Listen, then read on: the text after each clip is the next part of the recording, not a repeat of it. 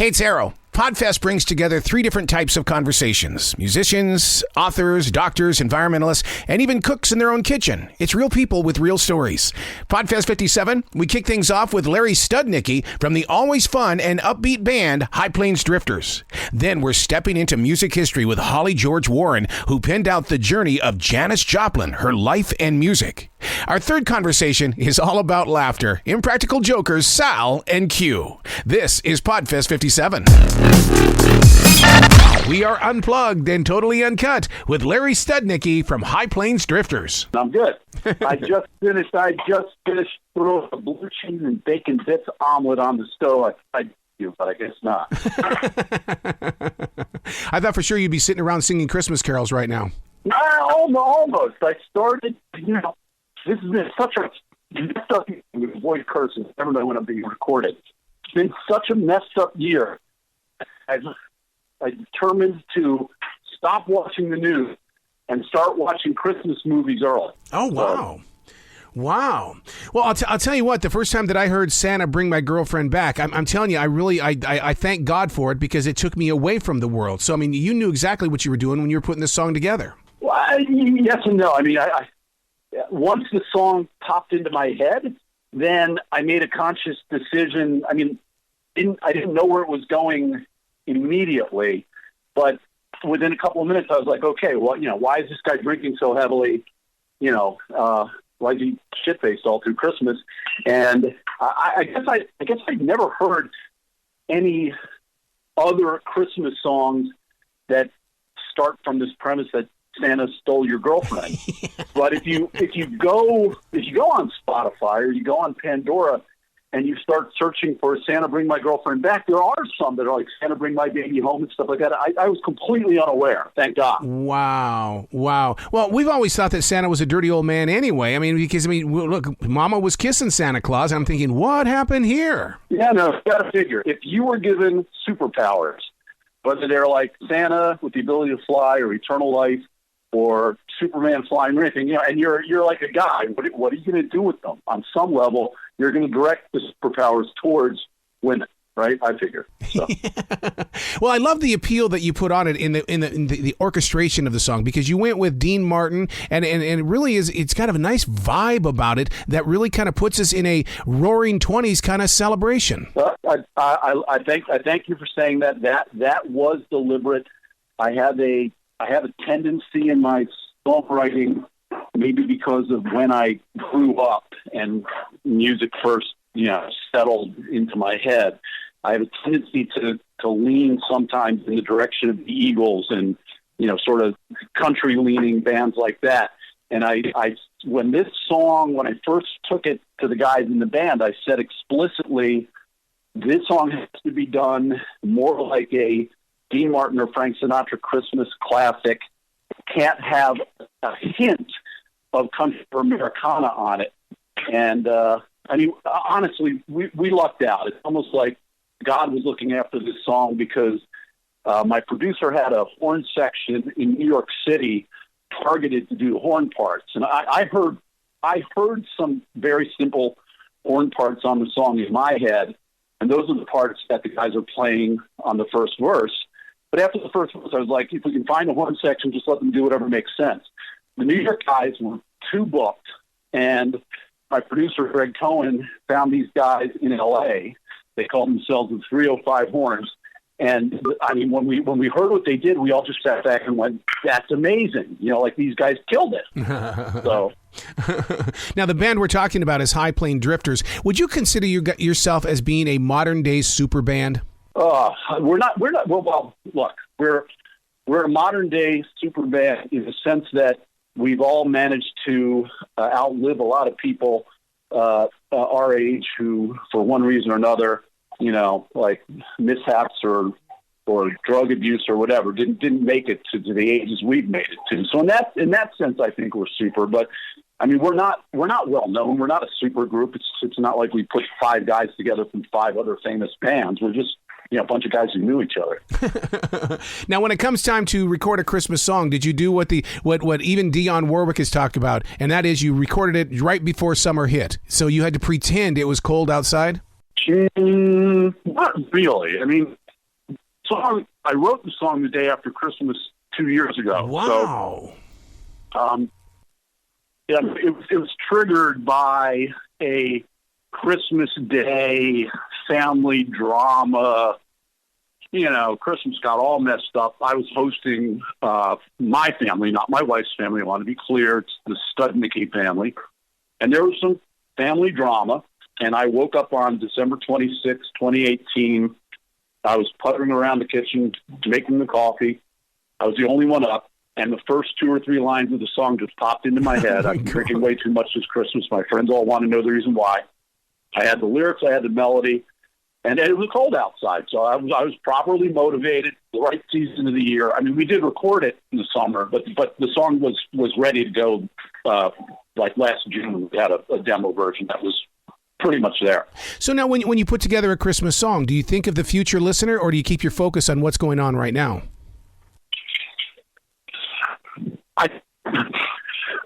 You give me more credit than maybe I'm due as a songwriter. I don't know that I am as thoughtful and deliberate in terms of thinking of the future as you.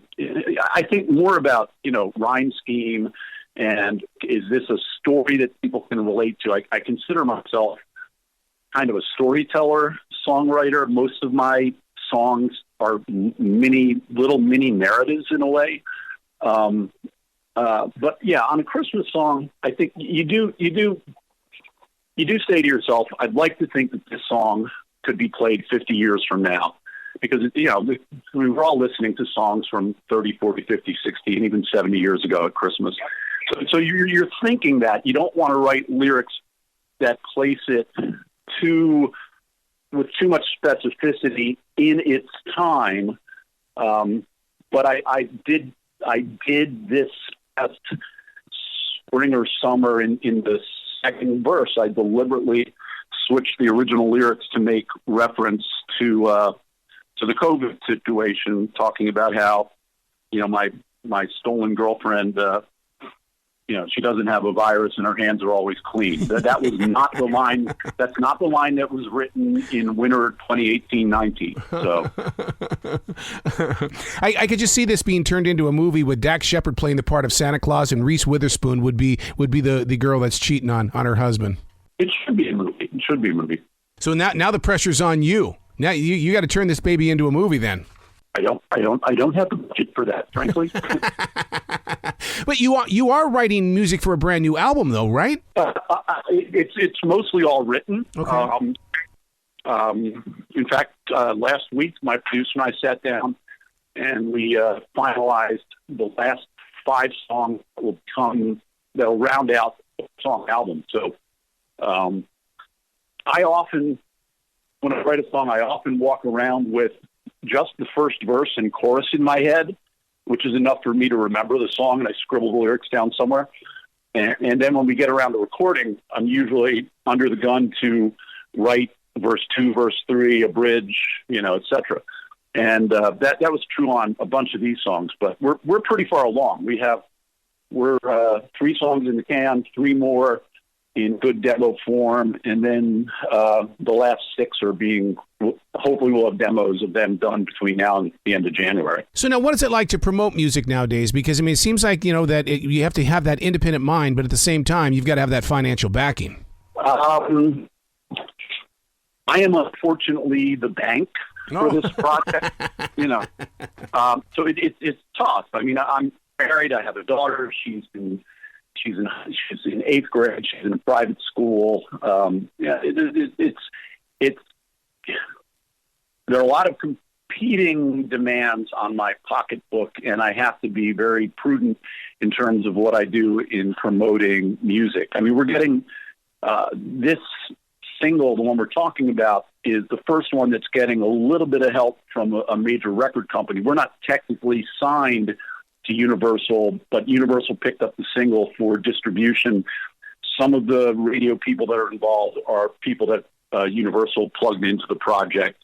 I have my own, since the first album we did, I have the same marketing guy and PR guy, but we're working with some different people at radio than we did in the past, and hopefully Universal can help us break through some of the some of the noise that comes with every major artist that on every major label trying to put out a Christmas song. It's hard for guys like us to get noticed. You talk about your daughter being in the 8th grade. I was talking with Steve Lukather of the group Toto, and we got onto the conversation that you can't walk into a guitar store without seeing empty shelves. And they felt it was because they weren't making the guitars, when the truth is these young adults are learning how to play those guitars, and they're sitting in their homes during quarantine, and they're creating music. Do you think we're on the edge of a new music movement? I hope so.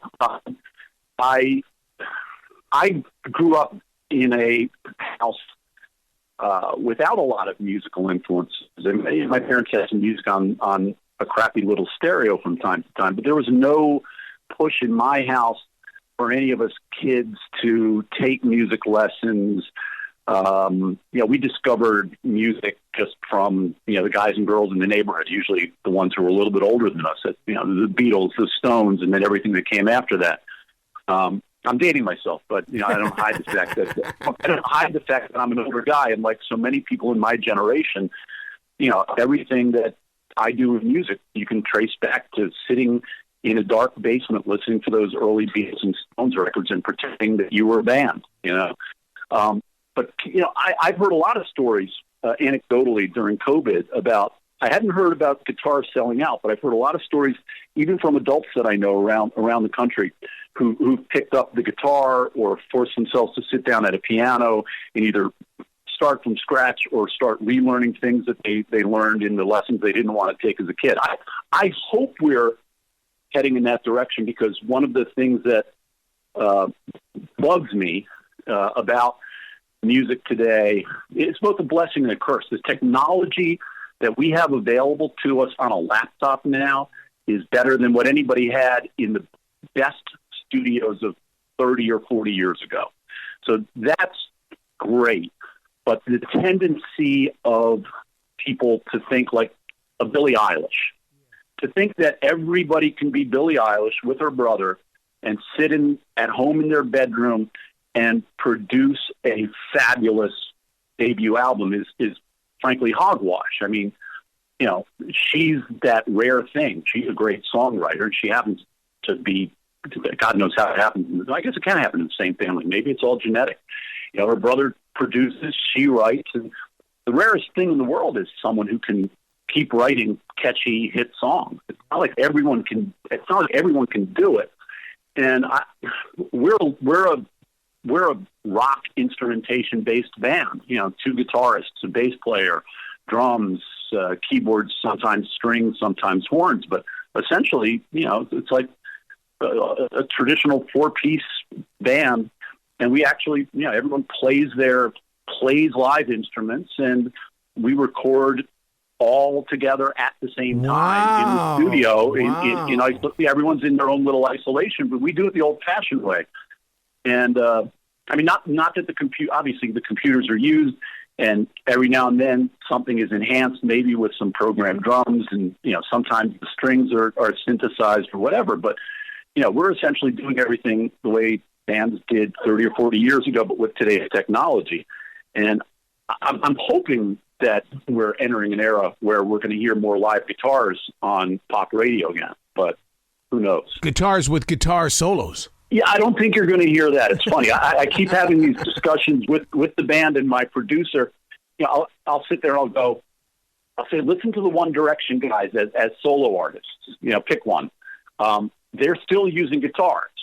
Not big rock guitars, but they're still using guitars. Ed Sheeran is still using guitars. But nobody's using guitars the way, even, before we, Tom Petty, or the way Springsteen is using. I mean, the new Springsteen record is that, it's a rock record. But kids aren't, they don't hear those. They don't want those guitars. They don't hear those guitars. And yet, it's funny. I watched my daughter, back to the 13-year-old. If she hears a great song in a movie soundtrack, it doesn't matter from what era it is. It ends up on her iPhone playlist. So she's listening to. And she surprises me sometimes. She's been listening to Marvin Gaye and Tammy Terrell, "Ain't No Mountain High Enough," because when COVID hit, we started, quarantining and cocooning. And there was one week where I said, all right, this week we're going to watch nothing but great sports movies about underdogs triumphing. And so we watched Remember the Titans. And the song is prominent in that soundtrack, and my daughter fell in love with it. Similarly, she heard somewhere on TikTok, she heard Tears for Fear, Everybody Wants to Rule the World, and she put it on. I drive her to school in the morning. She's in private school. I drive her, and I say, play your music, kid. Let me hear what you're listening to. And on comes Tears for Fears, and I say, you realize you've heard that song like 1,000 times on my car radio and on the stereo at home. And she's like, really? I'm like, yeah, but it's like it didn't register with her until it was on TikTok or in a movie. Right. So now where can listeners go to find out more about High Plains Drifters as well as Santa Bring My Girlfriend Back? I'd say just go to your favorite streaming service, search for High Plains Drifters, search for Santa Bring My Girlfriend Back, listen to the music there. I love it, man. You got to come back to this show anytime in the future, especially when you're about ready to drop this brand new album, because I want to talk about it by breaking down the lyrics. I'd be happy to do that. We can do that anytime, probably after January. It should be all not done, but I'd like to think that by January, February, everything is at least in the mixing stage. So excellent. Well, I look forward to that then, sir. You have yourself a brilliant weekend, okay? I wish you, next week's Thanksgiving, so have a great Thanksgiving. And if any of your, to all your listeners, have a great Thanksgiving. And starting on Thanksgiving Day, start listening to your Christmas music. Yeah! Bye, guy. All right. Unplugged and Totally Uncut with Holly George Warren. Hi, Arroe. How are you doing, Holly? I'm very good. I'm happy to be talking with you about Janis. Yeah, and you couldn't ask for a better time for this book to come out, because with the album sales that we're seeing right now, that are skyrocketing, people are discovering music that's always been around, especially the millennials and the iGeneration, and your book fits perfectly in there. Well, thank you so much. I'm glad to hear that. I do teach at a university back in New York, and it is heartening that my students, they're like 19, 20 years old. They're into vinyl. They're into classic albums. And when they've seen clips, for example, on YouTube of Janis at Monterey doing Ball and Chain, they are blown away. They're like, oh, my gosh. And I think they become big fans, Well, how did you become a big fan? Or are you just a journalist? Which one is it? Well, both, I would say. But fandom definitely goes all the way back to growing up in a small town in North Carolina, fortunately during the golden age of AM radio, when you could hear a huge diversity of songs on the radio, and I was able to tune in beginning in like third grade late at night on my little clock radio to WABC in New York, WLS in Chicago. So I got exposed to all kinds of music, and then I, of course, found out about Janis through seeing her on the Dick Cavett show, like in 1970. Again, I was, a teenager, young. And then, of course, Pearl I got from the Columbia House Record Club. Remember that? Yeah. 12 albums for a penny, Oh, yeah. I still have my original copy. I bought every one I was supposed to. You're supposed to, you get 10 and you have to buy like 7 or something like that? It's like, come on. Yeah, exactly. Yeah, so I did that too. So that was the beginning of my album collection. I had already started buying 45s when I was in like third grade and stuff. But that's when I turned on to Janis big time. And then, of course, over the years, once I did become a music journalist, when I moved to New York, I went back and, of course, I'd heard A Piece of My Heart and some of her hits from the radio, but went back and started learning about her and, becoming very intrigued on her musical path. When you put a book like this together, you had to have been listening to the music as well, because when I'm reading your paragraphs, I can feel Janis right there on those pages.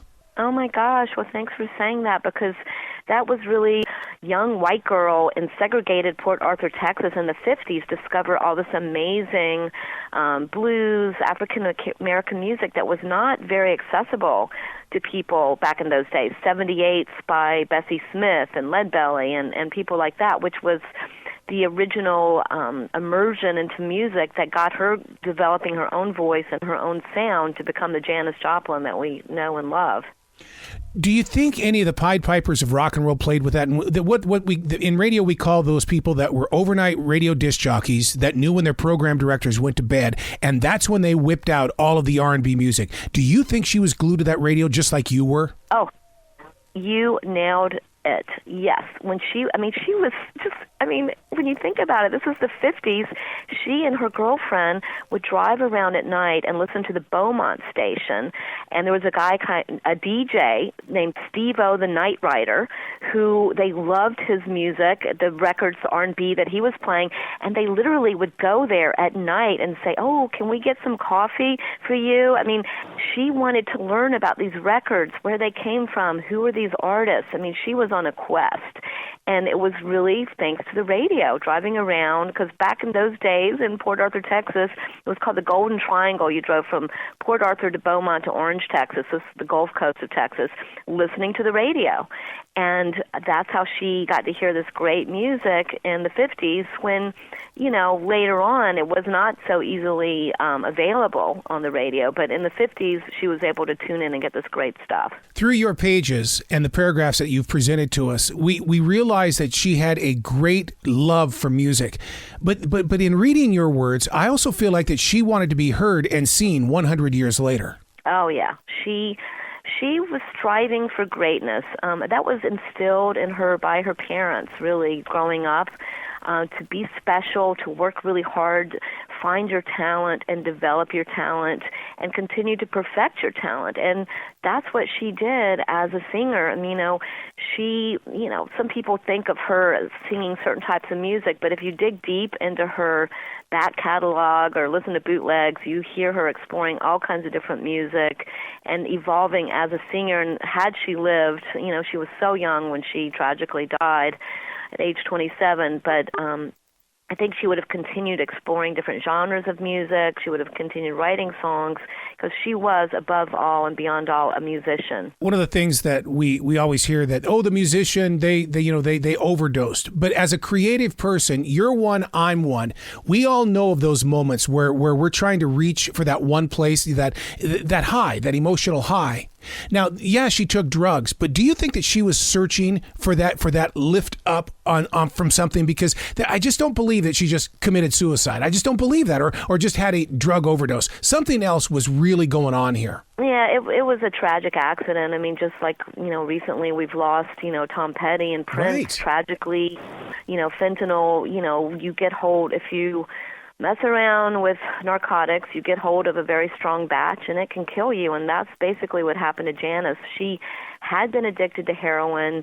And for her, I think it was kind of this, I call it, I think in the book, a blanket of numb, just to kind of, decompress, chill from all of those incredible pressures, especially after she left Big Brother and the Holding Company, became a solo artist, and was really being criticized by former champions in the press about daring to strike off on her own and try to do a different kind of music than what she'd done with her band that had done kind of what they called freak rock. And so she, pressures of leading a band and all that kind of thing. And unfortunately, little did we know, a lot of Janis's peers and Janis were turning to heroin to kind of chill out. And sadly, it's, a horribly addictive drug, and that's what happened. But in 1970, she had stopped using it. She'd been clean for about 5 months.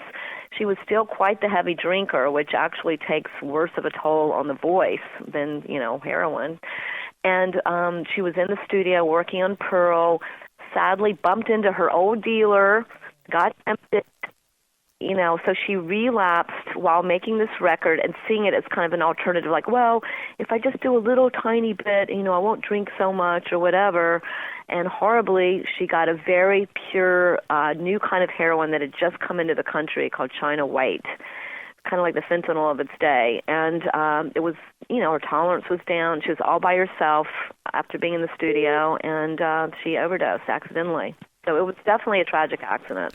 One of the things that you point out in your book, and very delicately as well, is that I didn't realize she was a shy girl. So she used her music as a mask. Oh yeah, she was the queen of creating this image and this persona of this brazen, wild blues mama, party girl, and I bought it, you just look at the cover of Pearl and look at her there lounging on this, this couch with her feathers and all that stuff. But yeah, there was a whole other side to Janis. She was an intellectual. She was a total bookworm. She always had a book with her. And she was really pretty shy. And in fact, she first started singing as a college student in Austin, Texas, back in 1962. And she had to be really cajoled into getting up and singing in front of people. She would have a few beers and sing with her friends, and they were blown away by her voice. But to start singing before an audience really took a lot of coaxing. But then, oh my gosh, talk about creating a monster. Once she found this audience response to her singing, she, loved it, and she loved being on stage. I mean, I think that was her favorite part of music, was connecting with audiences. And still, though, to, go from backstage to getting on stage and looking out and seeing all those people out there, it's frightening. I mean, people that have been doing it for decades still get a bit of stage fright, and Janis was no exception. You would never guess it by the way, you can see this footage of her on stage, and you would never dream that she had any kind of fear. But, again, that's one way that a lot of artists kind of get rid of those fears and inhibitions, have a few drinks before going on stage, and, Janis certainly used that as a tool for that.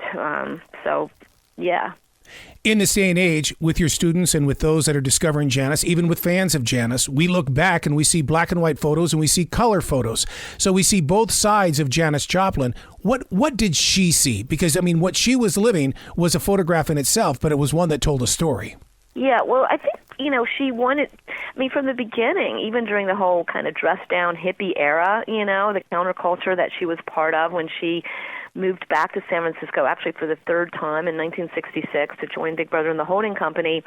She wanted to create this amazing stage presence. Again, she probably looked back to these wild outfits that Bessie Smith wore on stage when she was Empress of the Blues.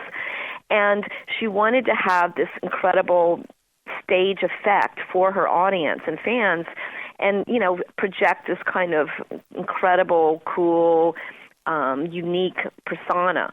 But, again, she had this other side to her when she was off stage. So, she wasn't always living that, but she wanted to make something of herself and create something, because I think, deep down she did have a lot of insecurity about her looks. I think she was a beautiful woman, and but she was called a lot of really horrible names as a teenager. And when she was at University of Texas in Austin, she was nominated. She didn't win, as has been falsely reported, but her face was plastered on posters on campus, and she was nominated for the Ugliest Man on Campus contest, which was just so painful. And she was different. She didn't wear her hair in a bouffant and little cinched waist shirt dresses and penny loafers and bobby socks. She thought of herself as a beatnik. She wore like a men's big shirt or a black turtleneck with tights and went barefoot and wore Levi's. She tried to create, the beat girl look. And she also was sexually fluid.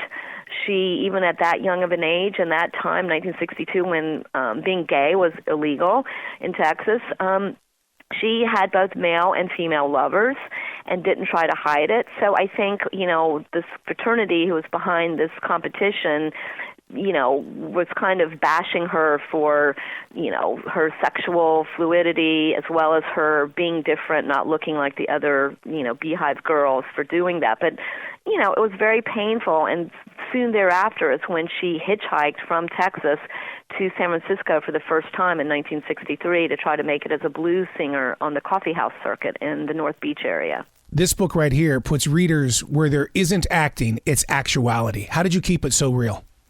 Well, thank you for saying that. I tried really hard. Writing is a process. It's like being a sculptor. You get this big block of marble, and you just keep chiseling away and working and working and working. And basically, that's what I did with this book, and with all my books. And I just tried to do justice to Janis as a musician and really paint a multifaceted picture of her. I thought that was really important. And so it just takes lots of, research and revision, and, they say it's not the writing, it's the editing. So there you go. That's so true about that. All right, so now this is the project that you're currently promoting. What are you doing now as a writer? Because, you can't just release a book. That creative self still has to grow. Well, I have a few ideas, but I don't know if I want to say them yet because I don't want to jinx them because, the book business is like the record business. I mean, it's not what it used to be.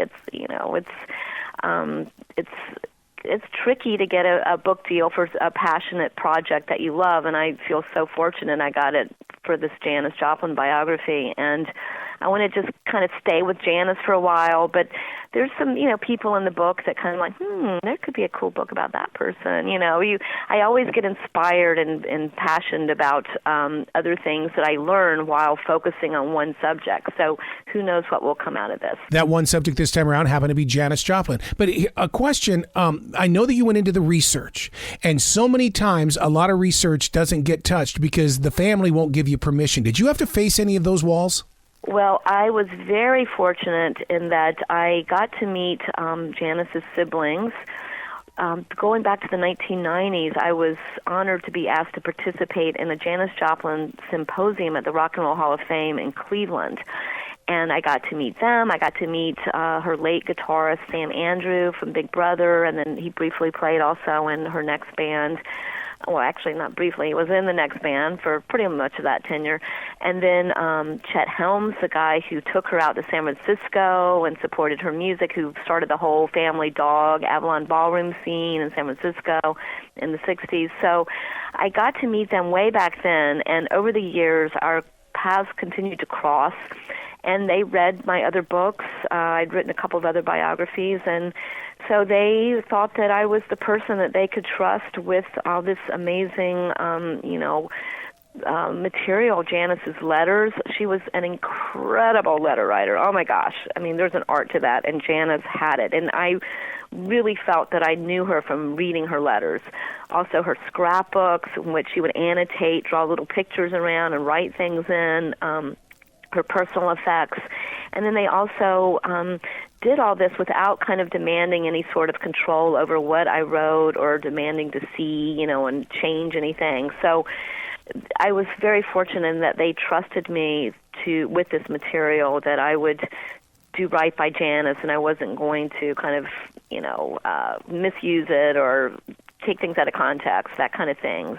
That, sometimes people do that. And I'm super, careful to try to put everything into perspective.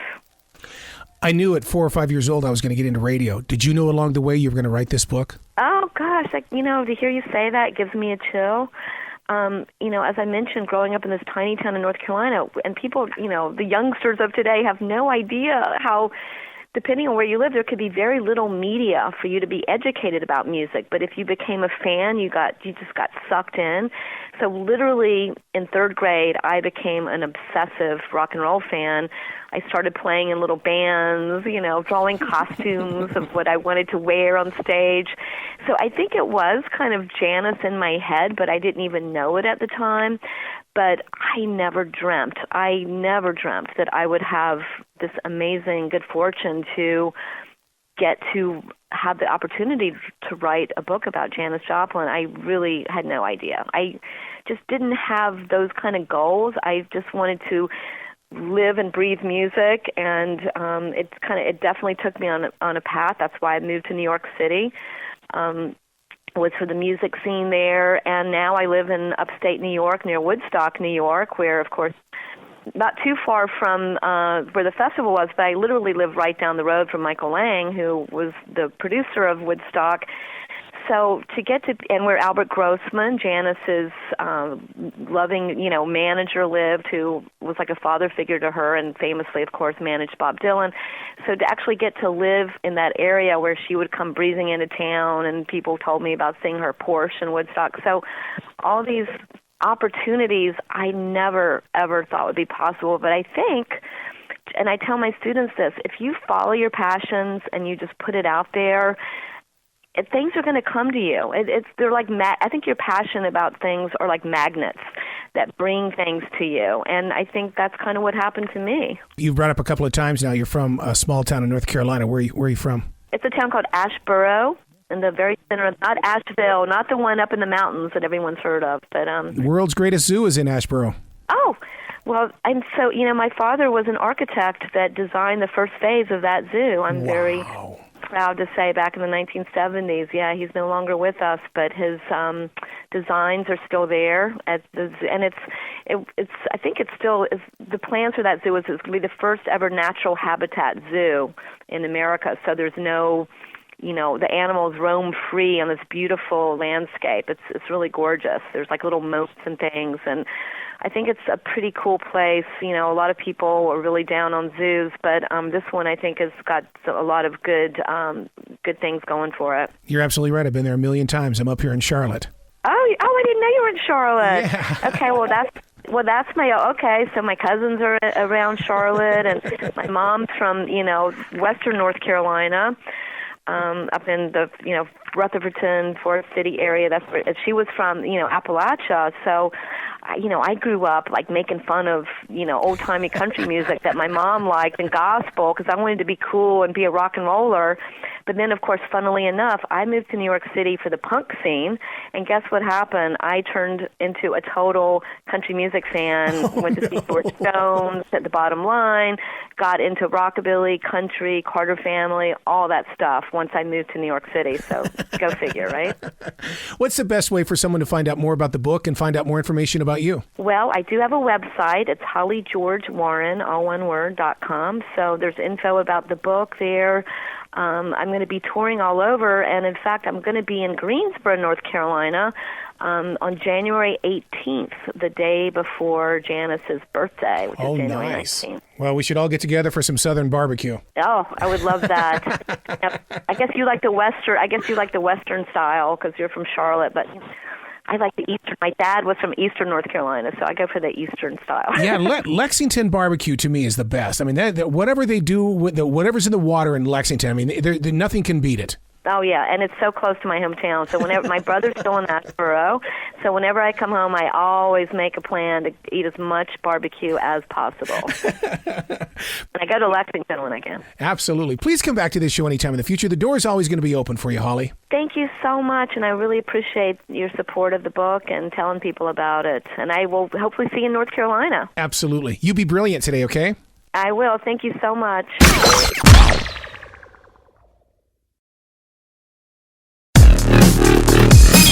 First, some sounds from Impractical Jokers, the movie. And then, when we come back, we'll be unplugged and totally uncut with Sal and Q. Warning, the following program, movie, contains scenes of graphic stupidity among four lifelong friends who compete to embarrass each other.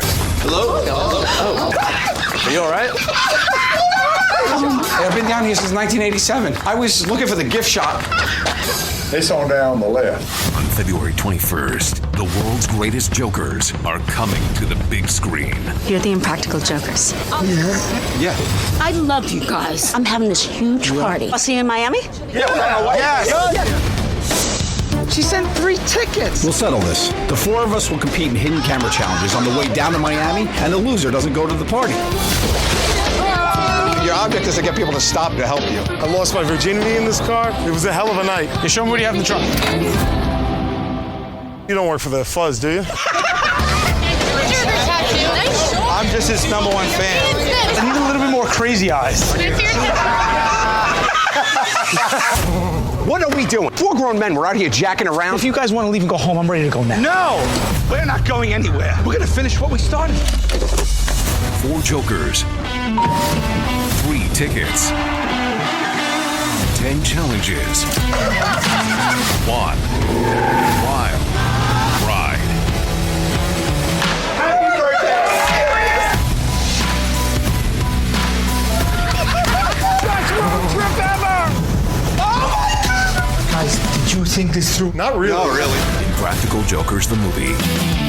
Good morning and good afternoon, you guys. Hey, how are you? What's it like to go from a 30-minute show to an hour-and-a-half movie, man? I mean, this totally had to have been a wide-open moment.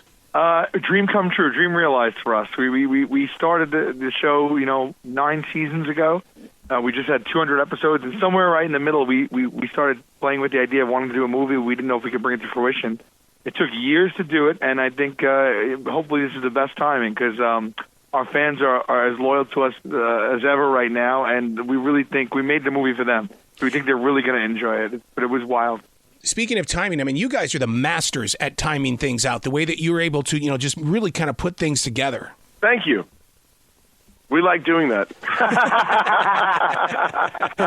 But How much of that, though, is left on the cutting room floor? Actually, you could probably make another 9 seasons out of what we had to cut from the TV show. We also do jokes on the show for each other, like more like, let's say, awful and mean jokes, just to make each other laugh that we know we're never going to make it on TV. So there is a version of Impractical Jokers that's way different and also way less successful if you made that show. Yeah, for all the seasons of the show, countless times that you had a great bit going with someone and then they didn't sign, and no, the world will never see those episodes. And they add up. I really do believe there's seasons worth of stuff we couldn't air. And likewise, in the movie, we overshot the movie because, we wanted to have the best of the best. So there's a few bits that didn't make it into the actual final movie. So there's a fair amount of stuff on the cutting room floor that I guess only we will have in our brains, Q. It's just for us, Sal. Yeah. I just got this picture of you guys having this gigantic vault of all of this film and stuff. And then, 10, 15 years from now, maybe even 30 years from now, it's going to be open. We're all going to be going, I never saw this before. I need to have more. Oh, you would think so, but they erased all the footage from the first one. No. By accident, we lost a lot of that first footage. But I will tell you, wonderful. Keep all this stuff under a vault, and I will give you 10% because we got to re-release this stuff in 20 years and just start getting sent some checks in the mail. just when we think, it'll help us write out our last few mortgage payments. That brings me to a point. I mean, there's going to come a time where the image that you've got in this movie of all four of you, 25 years from now, you guys are going to be out there on a tour, and we're going to be looking at the film, looking at you going, shit, you guys got old. Oh, yeah. You think you look at it, buddy? I looked at an episode of me from 7 years ago, and I was like, what happened to me? What occurred in my life to turn me into Gandalf the Grey?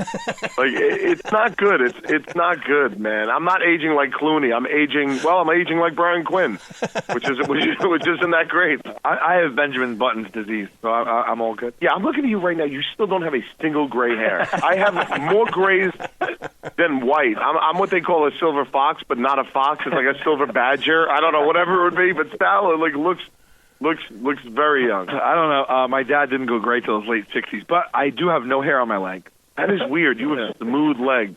It is weird. I don't know.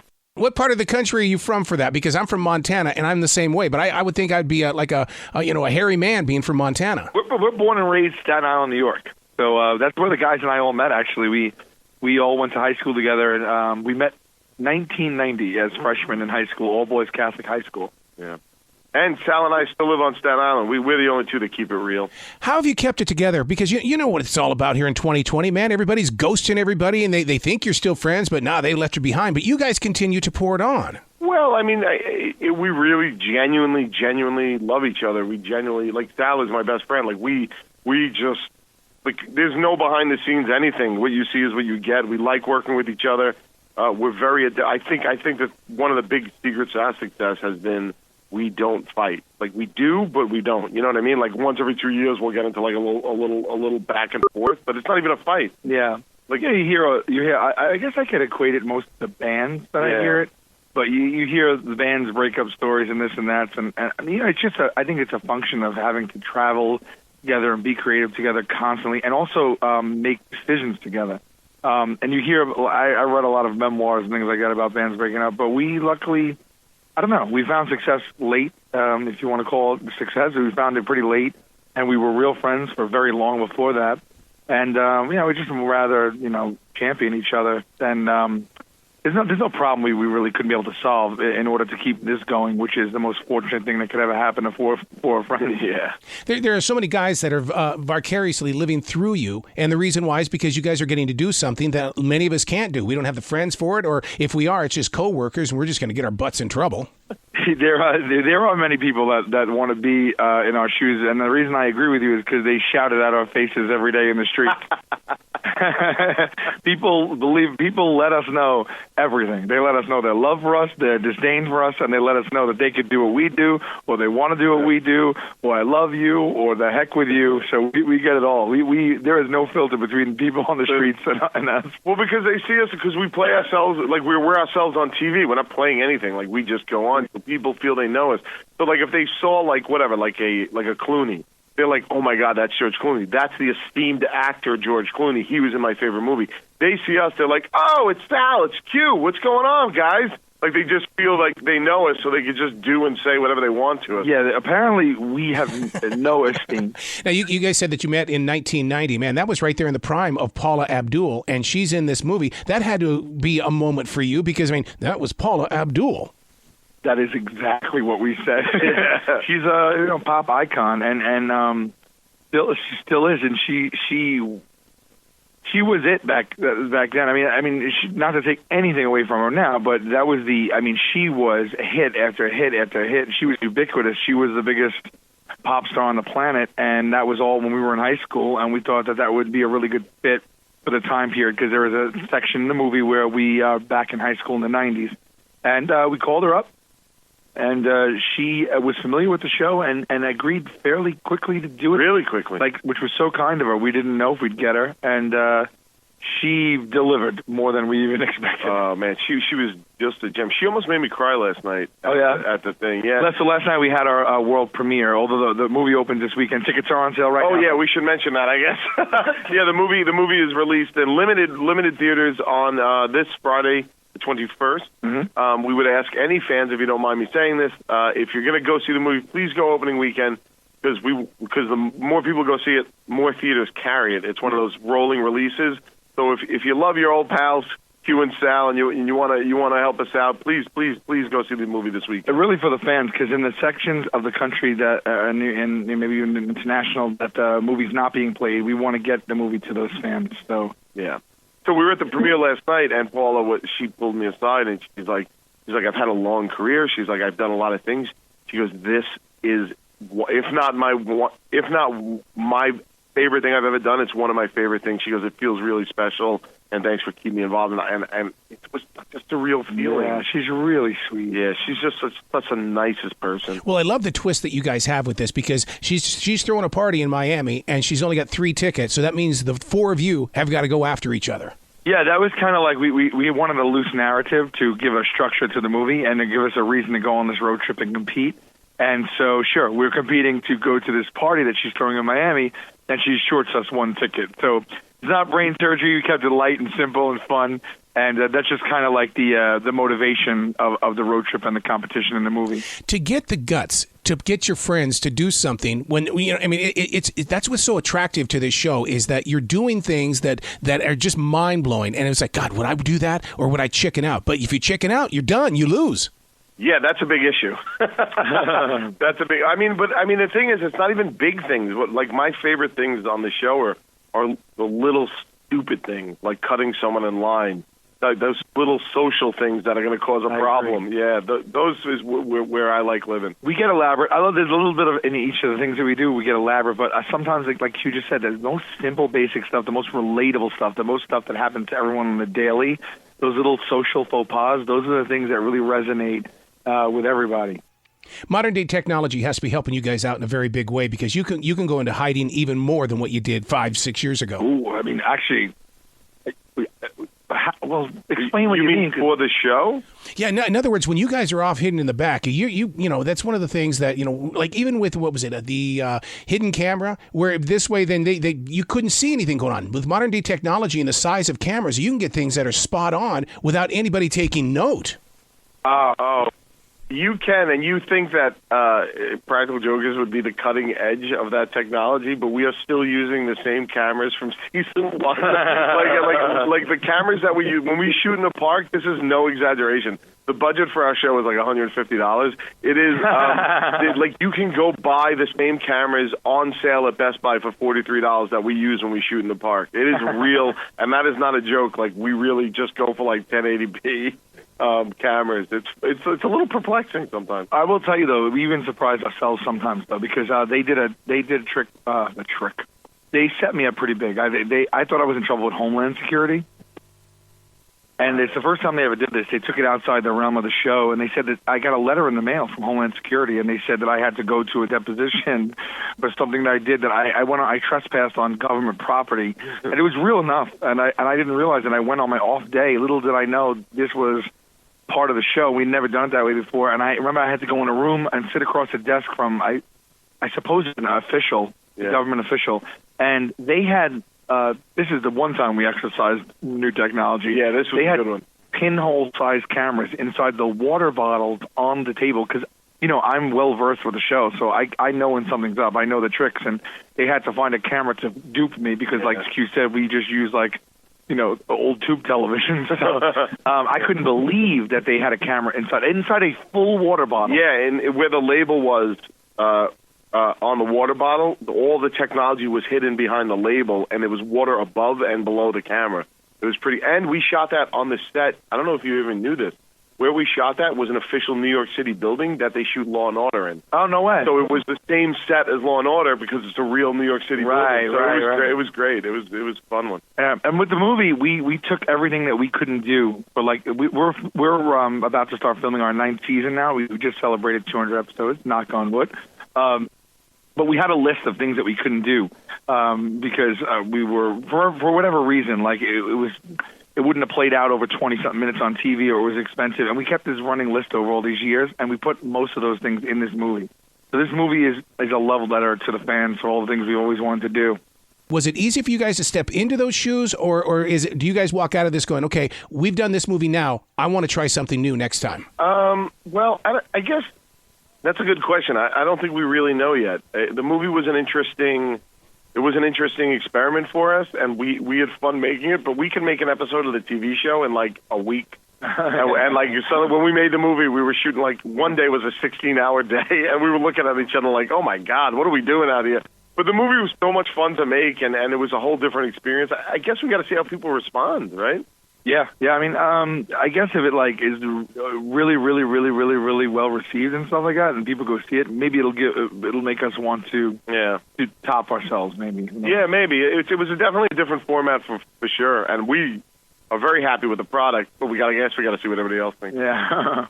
Now, moving from television to the big screen movie theater, I mean, the rules change. You can get away with things in that theater. We do. We try to push the limits a little bit more. You just mean in a movie instead of on television? Well, on television, you've got to go through the censors, and they're going to say, you couldn't do that. But in the big, with the big screen movie, I mean, you've got, or did you play by rules? Yeah, no, Arroe. Can I tell you, you'd be surprised because I thought the same way that you did.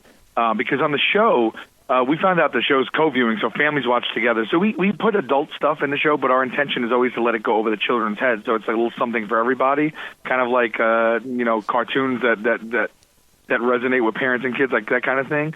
And we found that we can get away with a lot more on the show because the censors for the movies are so strict. Like they had to rate us, and it first came back rated R, and we had to pull little things from the movie here and there. That didn't affect it too much, just because we wanted, a wider audience to be able to see it. It came down to the word climax. Yeah, the word climax. Because it's crazy. Yeah, there was a joke where one of us said, oh, you look like Tom Selleck's climaxed on your shirt. I was wearing a Hawaiian shirt. He was wearing a Hawaiian shirt, and we purposely used innocuous language. Yeah, we were and they dug their ground. They were like, you guys cannot air. If you put this movie out with the word climax in it, it's rated R. Which is really funny because if you watch the movie, even with the word climax in it, it is not rated R at all. No. But once you cross the threshold of rated R, you're in the same bucket as every other rated R movies, even the hard Rs. Because a hard R, until you get to Human Centipede. Yeah, until you get to NC-17, it's all R. So it's so funny to hear that if we kept the word climax and we'd be in the same category as Human Centipede. You guys are talking about growing up through the 80s and 90s and stuff like that. When there was an R-rated movie, that's the one that you wanted to check out at the drive-in theater. But you go to a drive-in theater now, if you guys would have gotten that R, it would have been, they said climax. That's all you got out of it? Yeah. That's it. I didn't see any boobs. No boobs. Oh, yeah. A rated R flick in my day meant something. Yeah, they really did. It's just so lame. It meant you were going to hear some language, maybe see some things. Yeah. Now, who came up with the idea of hiding out in the cave? That was all of us just kicking it around. Sometimes it's hard to remember how, because we sit in a room with the writers and producers. We just spitball so much. And yeah, I remember I had seen the movie Descent, and we were talking about Descent, and it wasn't and that's from the discussion of the movie The Descent. It came from that. Who decided to put Joe as a cave monster? I don't know, but I remember seeing that movie and being like, and talking to you about it. I do remember this when it came up. we felt as strongly about it as we do now, which was sometimes you think of an idea and we already know that it's a no-brainer layup. This is going to be a home run, and those are gifts. And that one was a gift. That one was a gift. Sometimes we have to really massage an idea and tweak it, and then it still doesn't work. But that one was just like, oh, Joe is a cave dweller that hasn't seen sunlight in 30 years. Home run. The idea that made us laugh, it's so funny because, like, there's no accounting for this, but me and Sal were laughing so hard there were tears in our eyes. He wears a shirt that says, "I'm the beef." In it, because he's supposed to be in the cave since the 80s, and at first it said, "Where's the beef?" We couldn't get the rights. We couldn't get the rights for "Where's the beef?" So we just said, "I'm the beef." But we would just, I don't know why we thought it was so funny that he's wearing this "Where's the beef" shirt. Because first of all, it's a knockoff. Because if you remember back in that campaign for, I think it was Wendy's. Yeah, Wendy's. That campaign was huge when we were younger, and we thought, we wanted to do some pop culture references because he was supposed to be trapped in the cave for 30 years. So when they wouldn't let us do "Where's the beef," we loved the joke so much. We were all like, "Would everyone settle for 'I'm the beef'? I think it's even funnier." And then in the movie, Joe's so proud of. We make him so proud of the shirt, so he keeps walking up to people like, "You get it? I'm the beef. You get it? I'm the beef." That's the sort of thing that I don't know if like an audience in Ohio is going to or anywhere is going to sit there and be like, "That's hysterical." But we're laughing right now about it. We've been living with it for a year and a half. The art of putting viewers on the edge that you do, that where they want to bust out in laughter, but at the same time they're so mystified by everything that's going on because they want to see the end result. That's patience, isn't it? Did you have to go study comedy somewhere in order to understand the true pace of what you guys do? I don't think so. I think really, for me, and Sal's definitely a bigger student of comedy than I am, but for me, it's really about what is going to make Sal laugh, what is going to make Joe laugh, what is going to make Mer laugh. Like, that's really my only target audience is myself and the three other guys. Yeah, that's really the only barometer we have to use. Like who? I mean, you do what you think, and then you put it out there, and if they agree, then you keep doing it.